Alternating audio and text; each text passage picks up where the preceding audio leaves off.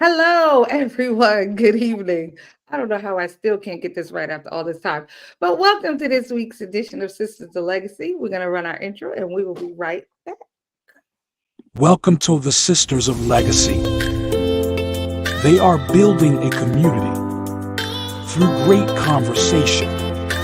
They are speaking truth. They are speaking life. It's time to do more.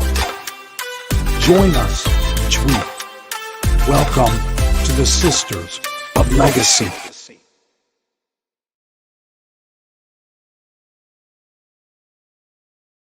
All right, we are back. I don't know. I'm going to get myself together.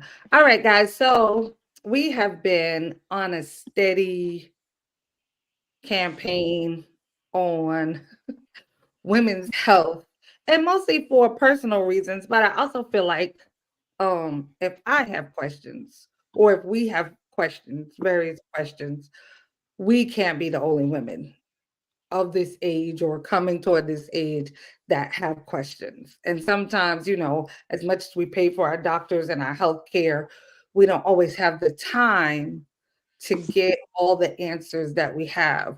Or we wake up on a Wednesday with a question we didn't have at our last visit. So, in an effort to be very helpful to myself, ourselves, and anyone who watches, we have had various um, talks about women's health and some of the different things that you can do. So tonight we have, so she just told me this, a registered dietitian slash licensed dietitian. So her name is Colleen McCarthy, right? All right, I got it good. And we are going to bring her on, and she is going to offer some really good information, hopefully. So, welcome, Hi, Colleen. everyone. Okay. So it's interesting that like your whole theme that you've had for women's health as we get older. I mean, I'm 30, I'll be 39 in about 2 weeks. So I'm myself experiencing a lot of this stuff. So, and it's funny because the last, decade I've been doing things a certain way and eating a certain way and taking care of myself in a certain way. And then once you get, I feel like past 35 or even 36, 37, things just get weird. But there's things that you can do, pay attention to in your diet and supplements that we can add to kind of help you through it, through the process. Okay. Yeah, I think knowledge is key at this point. All right. So we're gonna start off slow. We're gonna start off with the bad stuff. Okay. So since she said, let's start off with the bad, and then we'll end with all the good, warm fuzzies. So, all right, you said you're 39. Well, I'm 47. Okay. So I think I'm a little further along on the weird train of the weird things that seem to be happening. So start with some of the things that we should stay away from on our plates. So just one thing that I tell all of my clients and things that I go by too is soy. There's a lot of soy and a lot of things. So just soy in the body. Soy it's a good protein source. It's marketed as like great protein and it's added in a lot of things.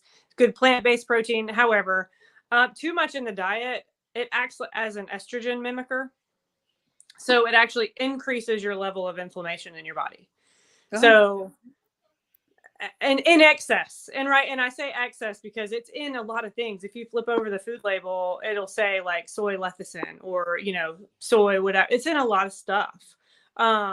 So that would be, I would say, one of the big ones to watch out for, watch your consumption of, and then see how you feel, after a month or two, see how your cycles are and see how like acne and things are, because it does act as an estrogen mimicker. And when we have excess estrogen in the body, we have excess inflammation.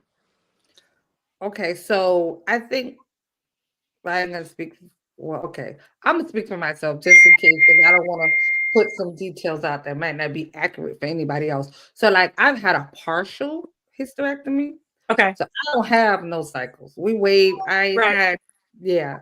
So like you said, soy is in a lot of things. So you're saying basically at this age we need to start reading labels more. Just pay attention, like, because once you start to read and see what's in certain foods, you'd be surprised at all of the added ingredients and just preservatives and things that don't really need to be in there. That your body, it just causes a whole lot of excess, like estrogen, not estrogen, but inflammation. And it can make your body, it can make it harder to go through these other processes. So it just causes a lot of just ick.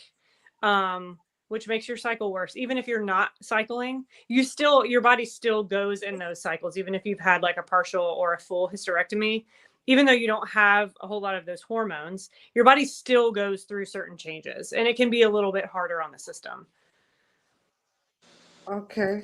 Terrible. I thought soy was amazing. Yeah, they make it. It's marketed, it's marketed, yeah, to do amazing things.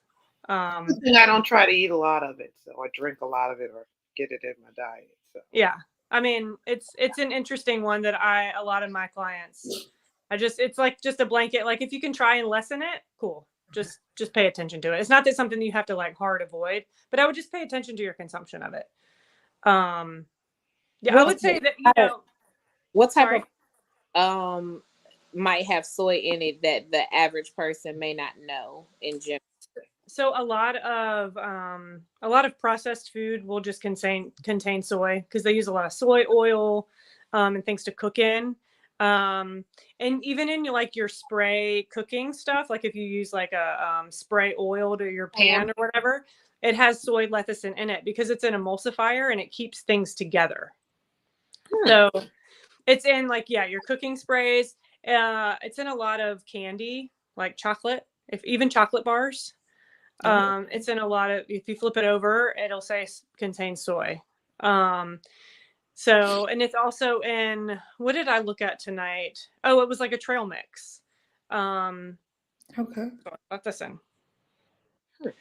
Wow. So, and the cool thing is like, I guess there's a little bit of like a, shortcut.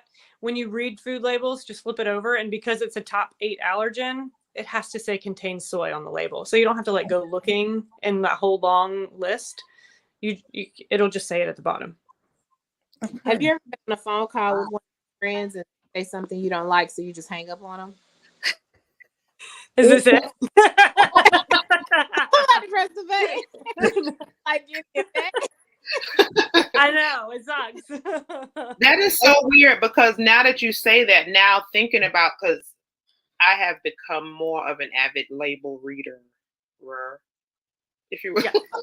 Like attention. So now I notice that you do see that a lot, like even not really thinking about soy, because that's not what I'm looking for. I'm looking for sodium, right, carbs, sugars. Those are the things that I'm looking at when I look at the label. But yeah, I do notice that. Wow. So if it's a top 8 allergen, it's going to be big and bold, and you don't have to really look. Yeah. On the bottom, it'll say like contains soy, contains wheat. Notice sometimes it says contains milk. It'll be in that little line. But as far as like another food per se, like as Vanessa was saying, I'm not saying not to have sugar because it's in a lot of stuff. I'm saying like have the good stuff, like corn syrup. If it has organic sugar, cane sugar, that's fine. But the corn syrup is like, it's not good for the blood sugar. What has corn syrup in it? Ooh, sodas, high fructose corn syrup. Okay. A lot of candies have it in there. Some bread has corn syrup in it. I'm trying to think off the top of my head because I try and pull it out, but it's difficult, but it's in a lot of stuff. Okay. So if you're going to do sugar, just do the real sugar. That goes for sugar alcohols too. I don't know, this may be kind of controversial, but I would say, yeah, sugar alcohols, soy, and corn syrup. Because the sugar alcohol, did we lose somebody? Yeah, she'll pop back in a moment. Okay. It's okay. I'm sorry. I'm done with you. The sugar alcohols, even though, things will say contains, 0 sugar. What they do to your belly and your gut is not, it's a little less to be desired. So if you're going to do something sweet, do the real stuff. Okay. Okay, the real stuff. Okay, so we got soy. Soy was a bit of a surprise. Like I know sugars, you got to kind of be, leery of. So give us one more, and you done with the bad stuff. So one more, one Okay. more.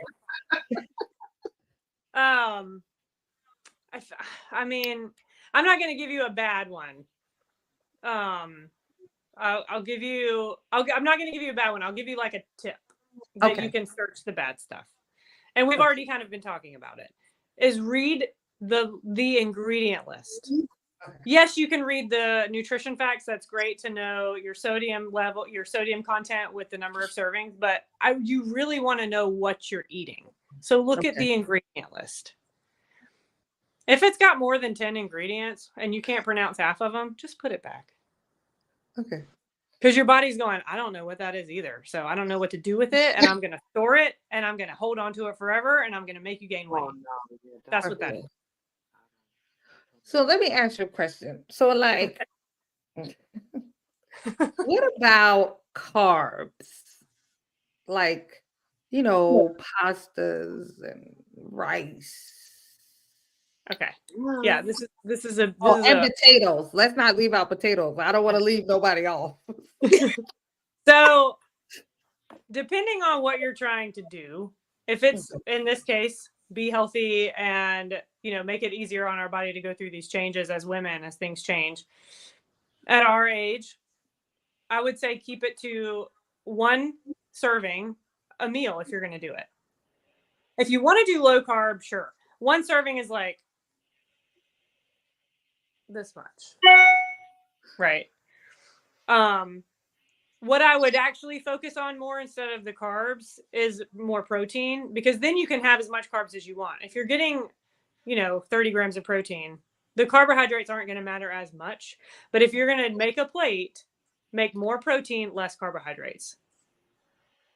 Okay, you saying all the wrong stuff, because I can do without the meat. I know. I can't eat a baked potato and a roll. That's a lot. Your body, what is going to happen? Let me tell you what's going to happen. I'll just get a little chemistry on you. So then you understand. You're like, okay. So when you eat carbohydrates, your pancreas tries to like measure how many carbohydrates are going to come in, and it squirts. It squirts bile to break it down, and then once it gets in your bloodstream, your body makes insulin to put the glucose, the carbohydrates, into the cell, right? So if there's more of the little vehicles to get the sugar, the carbs into the cell, then they're going to be in your bloodstream. The carbs are going to just keep going in your bloodstream. That is going to trigger another reaction that your body will actually start to make fat. So this is where the issue with carbohydrates comes in. Sometimes your body will overshoot because it only thinks you're going to get a little bit. And then when you eat 2 and 3 servings of carbohydrates, mind you, like mashed potatoes and a roll, it's gonna over calculate how much insulin. So then it's going to put all of that into the cell to be used as energy, and then insulin is going to be still floating around, thus causing your body to go, oh, I need to make more fat so I can get this insulin out of my bloodstream. So that's what we talk about, like blood sugar balance. I definitely feel attacked right now. I feel like sorry. I feel like I'm usually the bad guy. I mean, no. I got it. Okay. I just feel like if you understand what's happening, it's like, okay, right now I can make a decision. I mean, I will say I've never heard it explained like that. So that is very, very enlightening. Yeah, I'm like, Shanetta, I think, at this point, like the show is over. Like there's nothing left. Okay, so and I don't even know where to go after that. That hurt. every little bit of feeling that I had. Well, Just just add some more protein in there and work just it add out. more protein. If you want to do the two, okay, so if we have a roll and a baked potato, then that means one of them other meals we have shouldn't have no carbs at all, right? You can do that. Yeah, you can balance it out like that. Yeah. So we just gonna wait till dinner and have those 2 carbs. And so then I have a question about the time that we need to stop eating. So is there so if I don't eat no carbs pretty much all day, I may have some milk with my coffee, which I found out caffeine increases your blood pressure. Don't ask me Yeah. how I didn't know that. But anyway, I digress. When the doctor told me that today, you talk about somebody felt attacked, I wanted my copay back and I was ready to go. Because what you're not gonna do is tell me that I can't have coffee in the morning, because that's what I do every day. But I digress. So if we wait and we only have this baked potato and all these extra carbs during dinner, what are we thinking about, like a time to stop eating? Because I know all of that is going to stay in your system and we're not as active later on in the day if we're not going to the gym or whatever and we're going to bed in a couple hours. So what would be your ideal suggestion about late night snacking or more carbs towards the end of the day? So if you're doing carbs at dinner, I would, have them at least 3.5 hours before you're like about to go down to the bed. But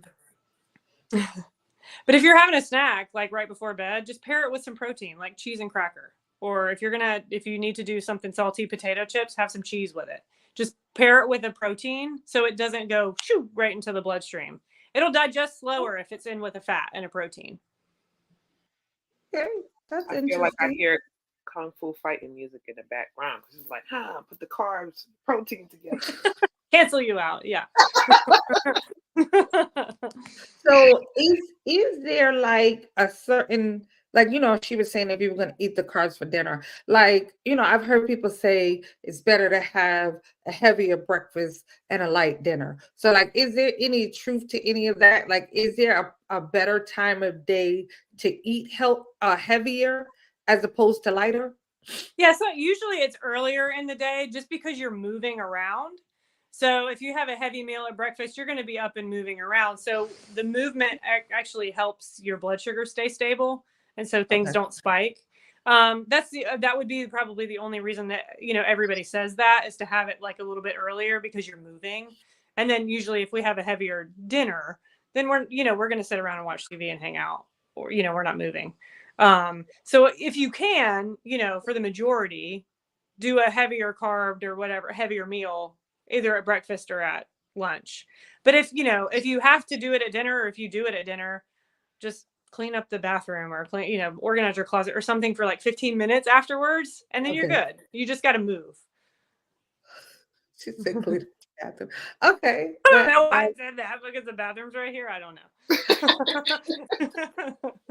Okay, those are good tips. So let me ask you a question, and I know there's probably nothing dietary that you can do if you wake up and you find yourself overly emotional for no reason.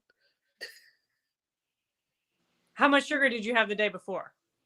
That's like, realistically in a day, I just use creamer in my coffee. Okay. I mean, it is French vanilla, but like, that's it in the morning.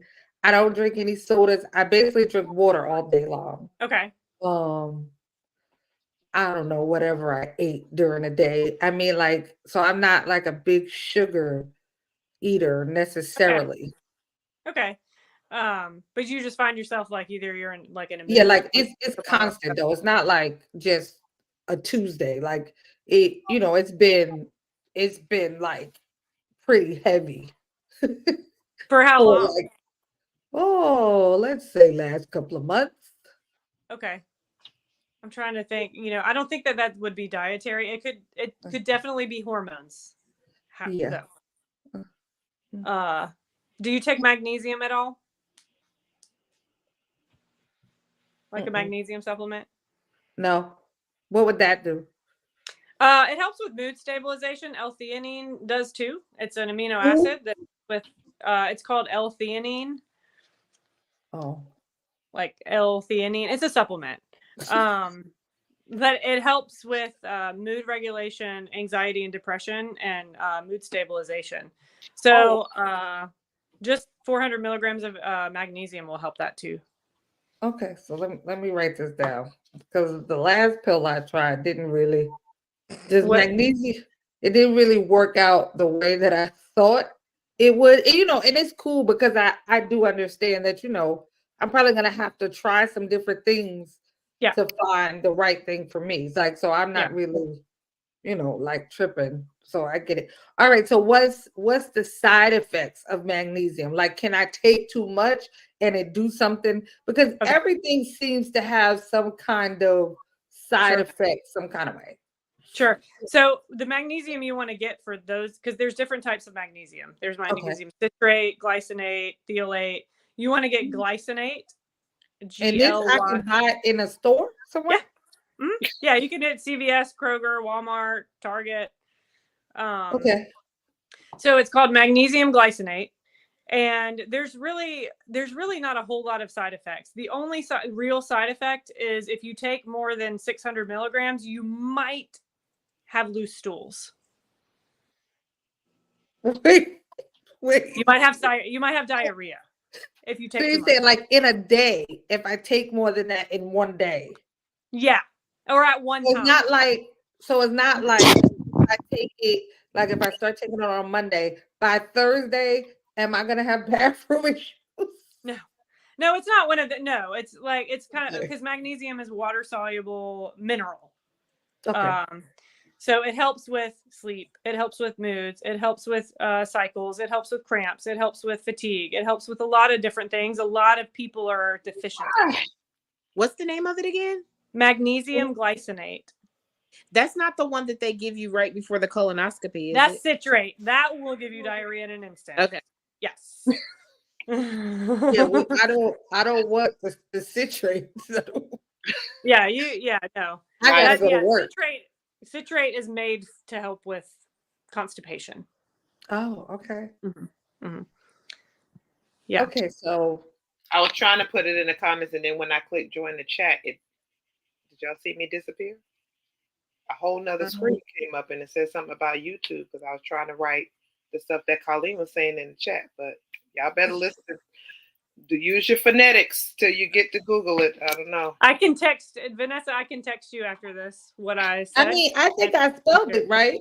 If not, when I Google it, don't worry, I'm gonna find it. I won't have. You'll find it. Yeah, you'll find it. Yeah, 400 to 600 milligrams a day. Gotcha. So 400 to 600. Start with 400. See how your body does. 400. See how we do daily, and don't go crazy. Okay. No. Listen, I'm gonna stick right at 400. I'm gonna stay even. I can't. I work with a bunch of men. Last thing I need is to be racing back and forth to the bathroom. Take it at night. Start taking it at night when you first test it out, just to be sure. Take it like around dinner time. Okay, that makes sense. Yeah. Okay, so what's good for? So okay, if you get your moods under and you just wanna, not necessarily like a heavy, not like a weight loss, but like, something to kind of maintain, like a level of health, just to be more healthy. What kind of supplement or vitamins are good, when you get, let's just say 45 and older? What are some of the vitamins and things you should be taking? Definitely vitamin D. Definitely vitamin D. Is that D3? D3. Yeah. And if you get it with vitamin K, it's better absorbed. So if you get a D3/K supplement, that's the best one. I would stick, you could do, because they come in different strengths. They come in 1,000 IUs. They come in 5,000, which is the pretty standard. And then there's up to 10,000. I would stick around the 5,000. Every day? Mm-hmm. That sounds like such a lot. It's not really. You can start with every other day. It's one pill though, right? Yeah, it's one pill. It's a little pill. I feel like how many pills are we up to right now? We up to I was just about to say, I feel like my nightstand is gonna look like grandma's nightstand And by the time we get No. these supplements and vitamins, like Now, is there like a all-in-one that Yeah, includes there's a all great of this multi. stuff? Yeah, there's a great multivitamin. that's what I The one that need. I like is by Pure Encapsulations. Pure encapsulations. Mm-hmm. And you can get it.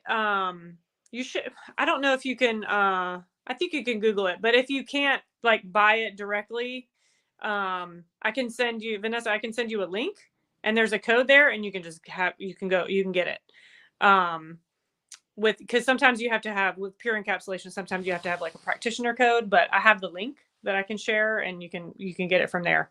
But they have a really good once a day daily that has magnesium, L-theanine. It has all the things I'm talking about, vitamin D, all in one. So you would just have to take. Yeah, that sounds better. Is that like a big horse pill? No, it's pretty small. Okay. You know, it's a little capsule. It's not very big. I don't think I have any in this room, but I that's the one I take. So you're not lining up. Does it come in a gummy? Ooh. Yes, they do have one in a gummy. Yes. You need to grow up. Like the gummies. They do make them in gummies. Yeah, she always gonna want something, you know that. Yeah. Yeah. And then she said it with pride too. Like there's a gummy to gummy, like with her chest. It even comes in a liquid if you really want it, you know, in a liquid. Oh, okay. But yeah, I would do like if you're gonna do like never happened. What? I said it seemed like we might have stumped you right there with that one. Does it come in a gummy? Yes. Yes. She said it does. Yeah. Yeah, and a liquid. Nobody wants liquid. Mm-mm. I know. Yeah. That, so if you're going to do a multi, do that multi. I'll send you the link. Pure Encapsulations. It's called one once daily or one daily. I'll look it up and I'll send you the direct link. And then the other one that's good for the gut health, the hormones, all of that, is a probiotic. A good probiotic. Now you talking about a pill or like yogurt? So, okay, I was talking today with one of my coworkers about this. The yogurts are good. They have some live cultures in it. But if you can get one that has like 50 billion, like a, refrigerated 50 billion capsule, that would be best. Because different billion in it? This sounds extreme. It's a little small pill. It's like 50 billion cultures. Listen, we just got our list down from 5 to 2. Okay, Samantha. Okay, I'm sorry. Yeah, so it just keeps your gut healthy, and that's where your immune system is in your belly. So keeping your cells fed with good nutrients and your gut fed with good bacteria. Yeah, do the yogurt, do the sauerkraut. You can do all that. Did you say sauerkraut?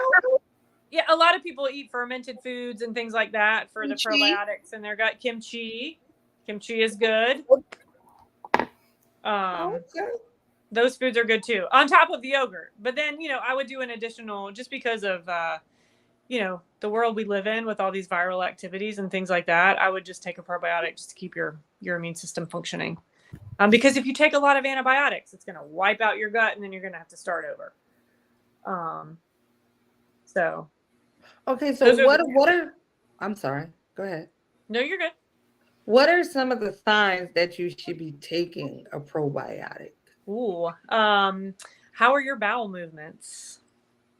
Are they regular? Are they daily? Are they hard? What's regular?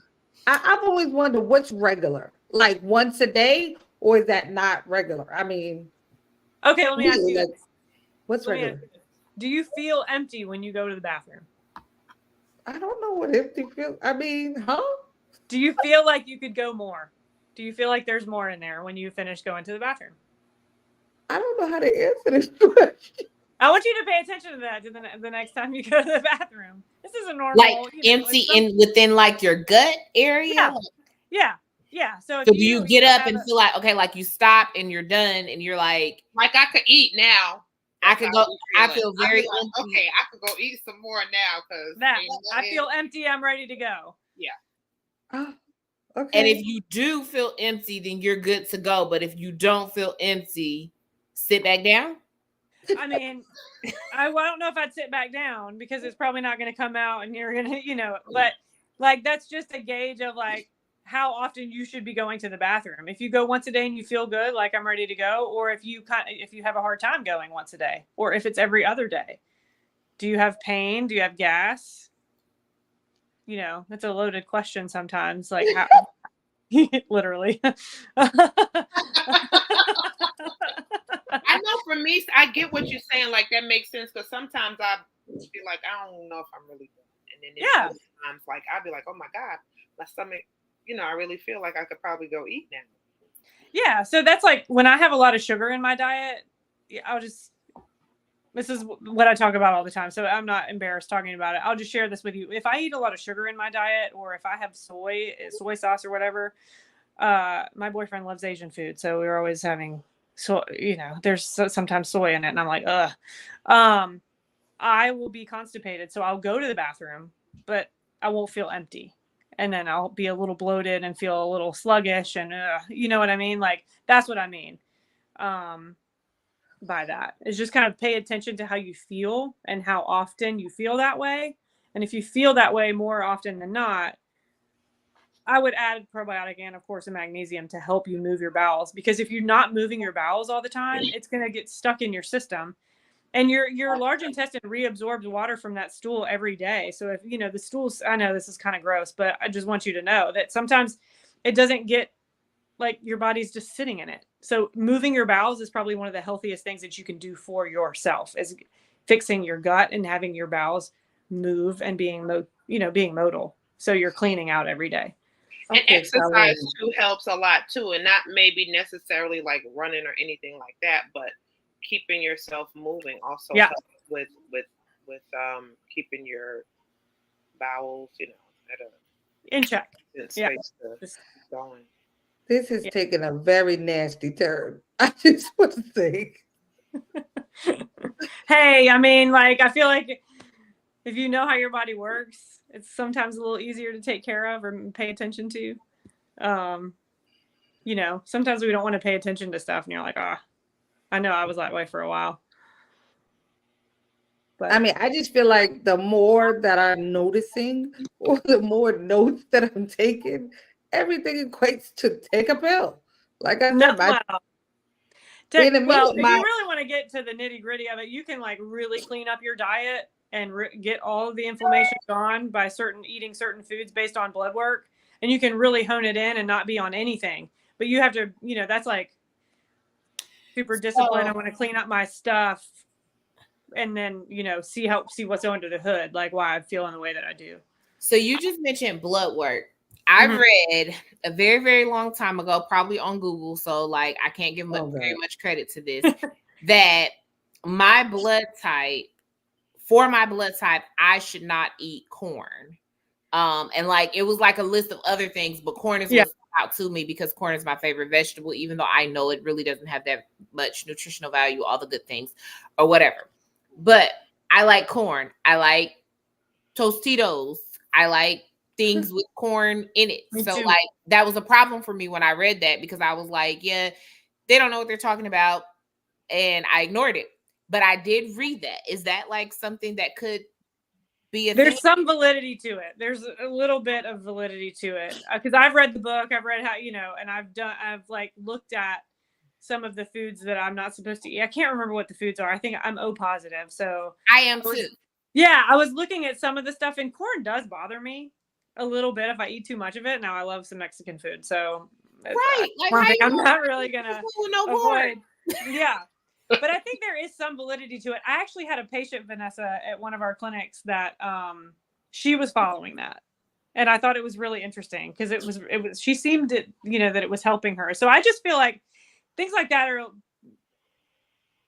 You got to try it to figure it out, and there may be some foods on there that you just happen to be sensitive to. And there may be other foods that it's like, no, but I do think your blood is your immune system. So yeah, there's some validity to it. Okay. I don't know what it is, but yes, I think there's some validity to it. So is that part of what you do? Like you test people's blood and whatever? I do. You do that? Mm-hmm. Yeah, I use a test called the mediator release test. Okay. So it basically tells me when you have vasodilation, you have, inflammation in the blood.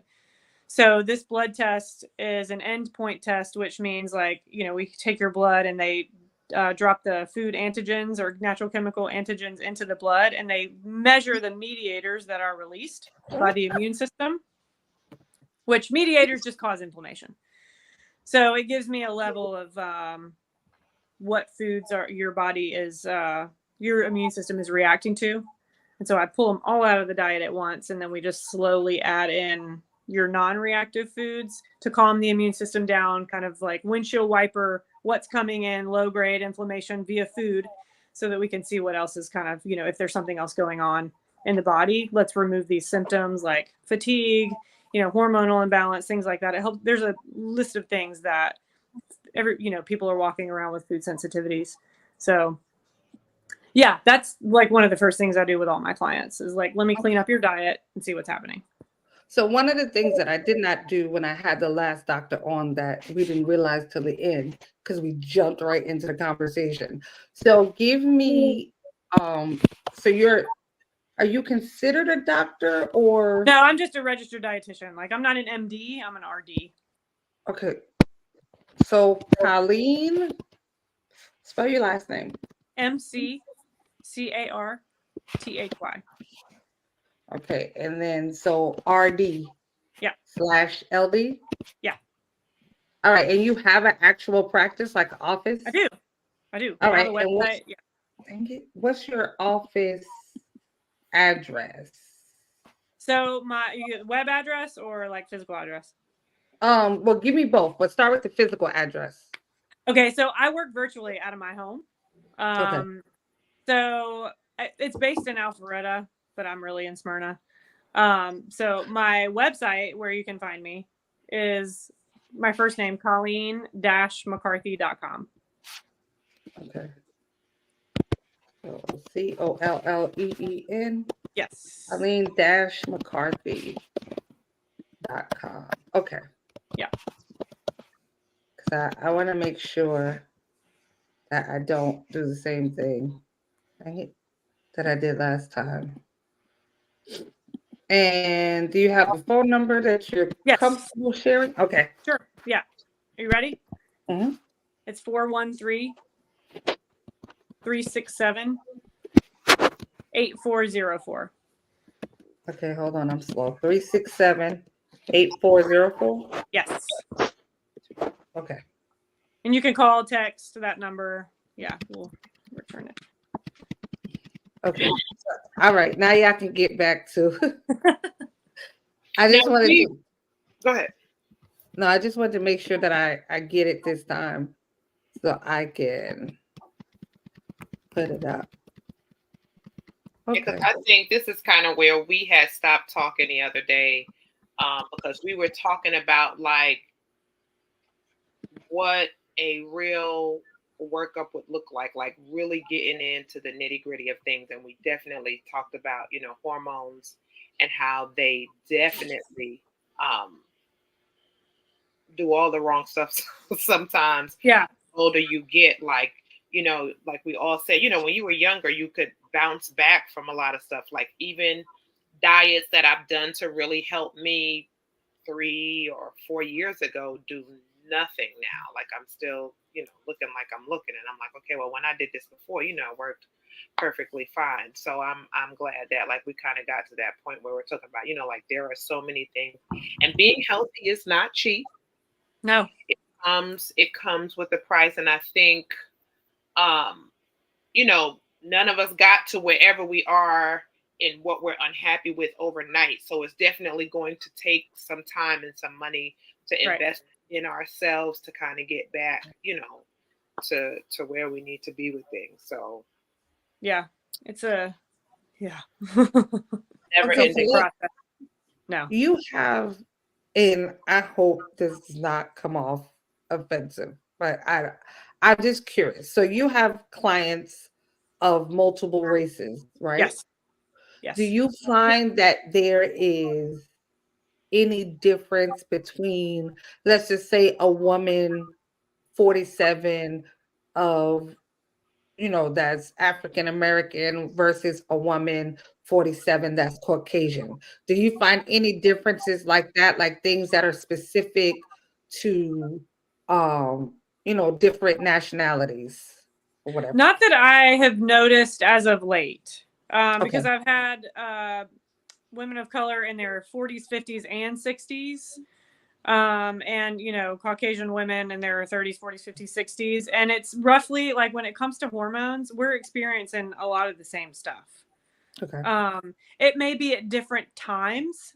Like for I think some of my African American clients or people of color, or a little earlier, like a little earlier in their 40s. And not so much as, like the menopause is maybe a little bit longer. But I'm trying to think about my most recent, because they were both nurses, the last two, and they were roughly around the same time. And it's the same, like low estrogen, low testosterone. Is because I use what's called a Dutch test. It's a dried urine test to test hormones. Foods, it's different for every single person that I have worked with, person of color or Caucasian. The foods are different. Like I haven't noticed like a string, because I've done so many MRT tests and food sensitivity tests to see if I could find a trend. But it's based off your immune system and what's going on in your system. So it's different, at least in my experience. It's been different. Yeah. Just based on the person. So once you determine that a client has a sensitivity to certain things, or that their body is responding a certain way to certain types of things, do you work with them to kind of do like a meal plan, as far as like, okay, this is what your breakfast should look like, this is what lunch, this is what dinner should look like, and how easy, because like I've done meal planning before, right, where I have like this whole little calendar and it's like boom, boom, boom, this is what you need to eat, but then it gets very boring. So it's just kind of like, I don't feel like eating that. So because I don't feel like eating that, I feel like I'm like, okay, either I'm going to eat what's on the menu, or I'm going to starve, or I'm just going to go off the menu and just do what I want to do, which is why diets don't work or last, because I'm just kind of like, I'm bored with that. Moving on, let me go get my potatoes and be happy. Yeah.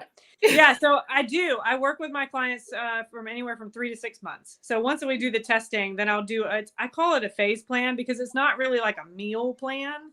That's one thing that I talk about with my clients in session. We work and do that together because of this, what you were just talking about. I don't feel like eating that. I don't want a strict thing. So what I do give them is a list of foods that they can have. If it's not on the paper, don't eat it. So it's like, in any way, shape, or form that this food comes in, these are your 35 foods for these 2 weeks. Next phase, we're going to add these foods. These are your 35 foods plus 10 for the next 2 weeks. If it's not on this paper, I don't want you to eat it. So you have a little bit of leeway, like, oh, okay, I may have had the same foods last night, but I made a different recipe with those foods and added something else in tonight. So yeah, we do talk through like, these are breakfast ideas that you can do with these foods that you have. Do any of those ideas include things like Starbucks or sometimes like, I'll do like, okay, you like this at Starbucks. Let's see if we can make this with these ingredients that you have at home. But if you're anything like me, well, see, that's what I was just about to say. I like to go out and get a coffee, or I like to go get a drink midday. So yeah, I mean, I like to know what my clients like to do on a regular basis and what their habits are, so that I can not take them too far from that, because we're all creatures of habit and we have our comfort things. Like getting a coffee every morning before I go into work is a thing. Like I got to do it. Right. So yeah, I work with them to like say whatever you like, what, like what's your favorite restaurants? All right, let's figure out what you can have here based on the ingredients that you can have and ones that you're not sensitive to. Does that make Does that help? Yeah, it Okay. makes sense. It just lets me further know that I'm probably not gonna come see you, unfortunately, because I just don't want to hear it at this I point. get Like, it. I get it. That's fair. I don't know. Like, I'm just like, I like there. And if you gave me a list, to be very honest, this is just me. I can't speak for anybody else. If you gave me a list and said, okay, these are the 35 things that you can eat, I probably want something that's not on that list of 35 Yeah, things. And that's of going course. to frustrate me because now my craving is going to be for the one that thing that you didn't put on the list because it's not on the list. And now I want it. So now I'm going to go eat it because you told me not to. I can't have it. And now my body wants it because you told me I couldn't have it. Yeah, that's fair. And that happens. Like, when I work with my clients, I always give them the list. We talk about it. And I'm like, listen, you need to take 2 weeks and get all this stuff out of your system, eat up all the foods that you want. And you let me know when you're ready to feel better and we'll start. And then what am I supposed to do with all the stuff that's already in my house that you're telling me? Eat it up. You got to eat it up or give it to your partner or give it to whoever lives with you. Hey, That's Jeff. who you give it to. Oh, okay. So like if I have to make up my mind that I need to like talk to a dietitian, like I have to like mentally. You got to be ready.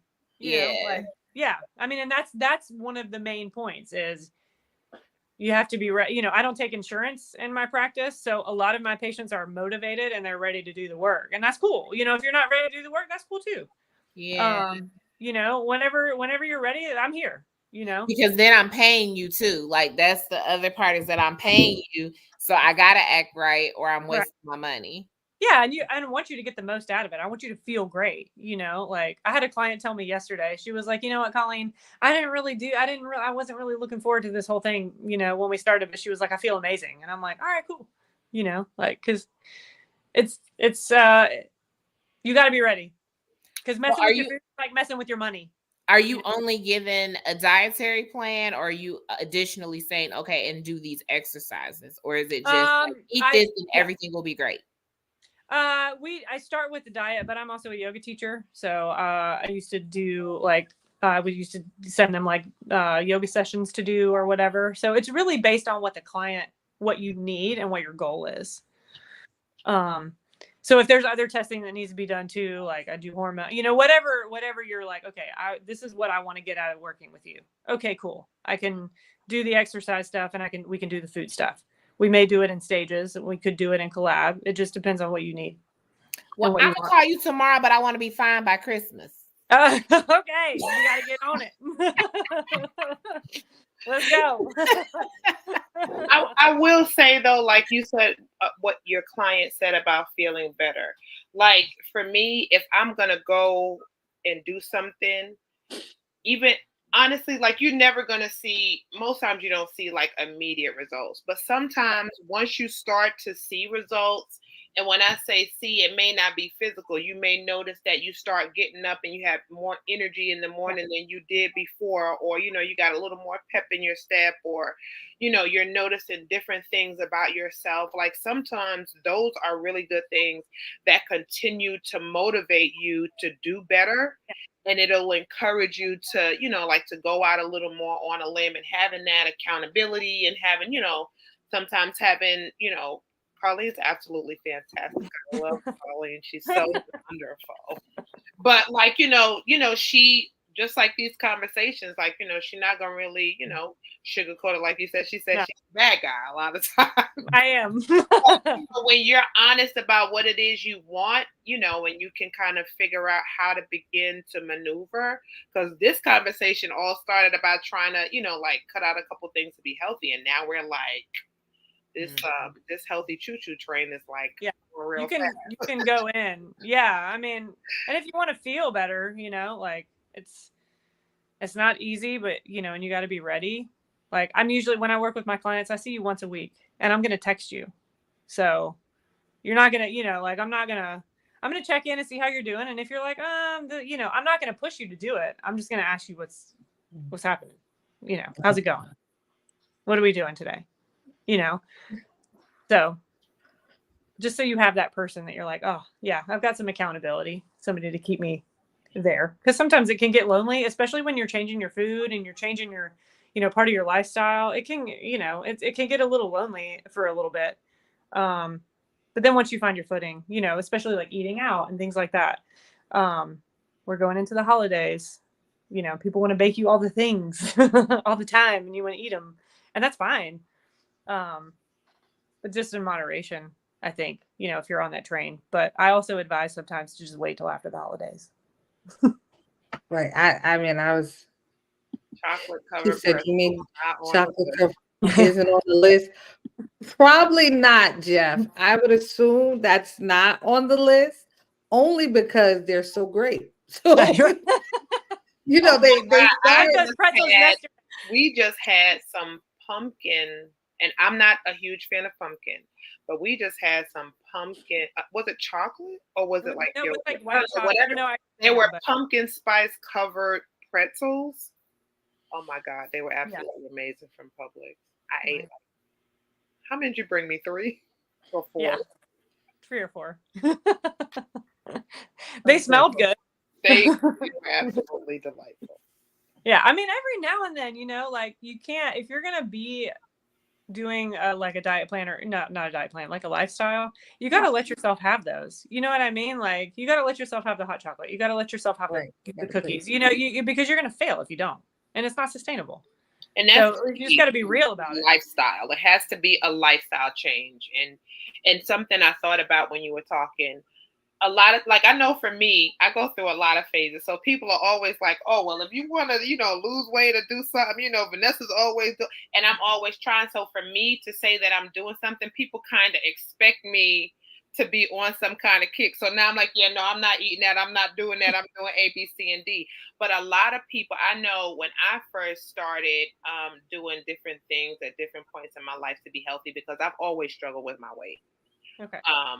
So before, it was a lot of shame in it for me because I never got to the place where I wanted to get to, health-wise or weight-wise. So for me to say, oh God, here she goes, she on another diet, she got another fad going, you know, blah, blah, blah.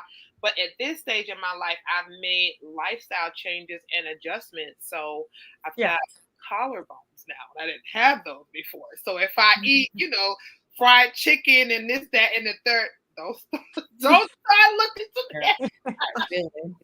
Listen, for me, it's the small victories. Like, I didn't know you could have fat on your wrist. Like, look at my Pandora bracelet. Look at all that room in there. I didn't always have that. Like, fat. It's little things like that. Yeah. For me, you know what I'm saying? Like, sometimes it's just the little small wins and victories. And so, like, if you decide to do something, that's kind of why I mentioned accountability. Like, a lot of times it is lonely when you're trying to do better and be great. So sometimes it's just really cool to just be like, you know what? Bump it. I'm doing A, B, C, and D. You may not be successful. You may be.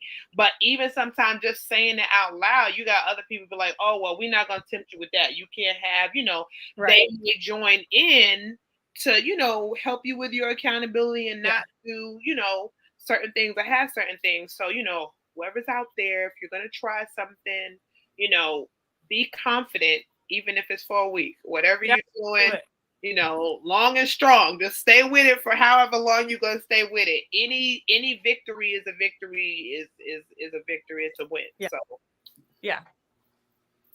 that's my whatever. Well, I will agree. You know, it's definitely about Jeff said accountability, right? Accountability, but you know, lifestyle. At this point, like I said the other week, you know, we want to have longevity in our lives. We want, you know, this to be, you know, your first 40 years, and you have another 40 or 40 plus, however long you want to live. I mean, everybody have their numbers in their head. And of course, you want to get as close to that number as possible. You know, you want to see, if you got kids, you want to see your kids grow up. You want to see your kids become parents. So, you know, with all of that, it's about the choices we make. And if you start the first 40 years, like a lot of us have, with just living and not being mindful of all the choices that we've made, it's never too late to start. It's never too late to, you know, I say this all the time. It's never too late to make a different choice. Like, just make a different choice. He said, asking for Make a different choice. It's never too late to start. It doesn't have to be a diet. You don't have to give up everything you like, but moderation goes a long way. So keep those things in mind. If you're up for a challenge, Colleen seems like she got one for you. So her information is listed at the bottom of the screen. Now she is a dietitian. People keep that in mind. So she is going to be dealing with your diet, the things that go from your plate to your lips. And a lot of times that's a good place to start, the things that we put inside our body and how those things affect our body. So don't be scared, don't be shy, reach out to her. I'm sure that she'll have a wealth of knowledge for you. So Colleen, I thank you so much for your time coming on. You were ready. I mean, you was here before everybody else. I was like, oh, I gotta go. So I appreciate your time. Thank you. We thank you for the information. I'm sure you'll be hearing from somebody. I listen, I'm not gonna put myself in a chokehold, especially not before January, because between the holidays and whatever else, I don't got time to be worried about a list. I'm just going. Yeah. I don't blame you. I advise to, if you want to go ahead and get your stuff in line, that's cool. But wait till after the holidays. I get it. But I am gonna start with the supplements though to see pure encapsulation. Yes. Oh, I wrote it down, girl. I got it. Ready. Yes. I don't play. Okay. Yeah, I write it down. I at least want to start, with some vitamins and something. And that's the thing. Start small. You don't have to give up everything. Start small. Like she said, watch your soy intake, watch your sugars, be mindful of the carbs. So, take those little tips and stretch them out, make them work for you. So again, thank you for coming on. We are on every Thursday at 8 p.m. With some topic or another. For a minute, until I start feeling better about aging, we're gonna keep talking about this body that we have and what we're doing with it.